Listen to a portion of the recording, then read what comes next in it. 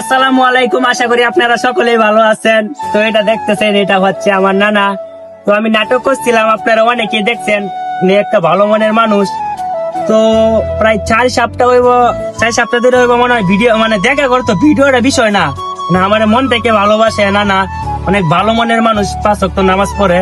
আর দেন এনে ভিডিও করতে দেন, কত লোক দেখছেন এই যে দেন, এখানে ভিডিও করতেছি নানা যাইতেছে, কারণ নানা বলছে দেখা করলে হইবো, কিন্তু আমি জোর করে একটা ভিডিও করতেছি কারণ আমাকে মন থেকে ভালোবাসে। তো নানা আপনি কিছু বলেন। আসসালামু আলাইকুম।